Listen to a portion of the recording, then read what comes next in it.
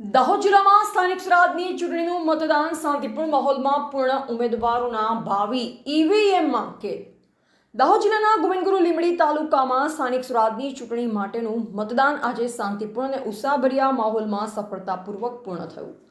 સવારના 7 વાગ્યાથી જિલ્લાના વિવિધ મતદાન મથકો પર મતદારોની લાંબી કતારો જોવા મળી હતી અને યુવા મતદારો, મહિલાઓ તેમજ વરિષ્ઠ નાગરિકોએ પણ લોકશાહી મહાપર્વમાં ઉત્સાહપૂર્વક ભાગ લીધો। દાહોદ જિલ્લામાં જિલ્લા પંચાયત, તાલુકા પંચાયત તથા નગરપાલિકાઓ માટે યોજાયેલ આ મતદાન દરમિયાન ગ્રામ્ય તેમજ શહેરી વિસ્તારોમાં મતદારોમાં ખાસો ઉત્સાહ જોવા મળ્યો હતો। આ પ્રક્રિયા દરમિયાન જિલ્લા ચૂંટણી તંત્ર દ્વારા તમામ મતદાન મથક પર ચુસ્ત પોલીસ બંદોબસ્ત ગોઠવવામાં આવ્યો। મતદાન પૂર્ણ થતાં હવે તમામ ઉમેદવારોનું રાજકીય ભાવિ ઈવીએમમાં સીલ થઈ ગયું છે। મતદાન બાદ ચૂંટણી તંત્ર દ્વારા કડક સુરક્ષા વ્યવસ્થા વચ્ચે ઈવીએમ મશીનો અને મતદાન સામગ્રીને નિર્ધારિત સ્ટ્રોંગ રૂમમાં ખસેડવાની કામગીરી હાથ ધરવામાં આવી। હવે તારીખ 28 એપ્રિલે લોકો રાહ જોઈ રહ્યા છે। મતગણતરીના દિવસે જિલ્લાની અનેક બેઠકો પર કોનો વિજય થશે અને કોને પરાજયનો સામનો કરવો પડશે તેનો ચિતાર સ્પષ્ટ થઈ જશે।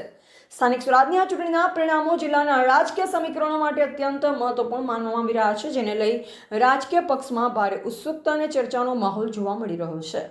રિપોર્ટર હિતેશ પ્રજાપતિ, દાહોદ।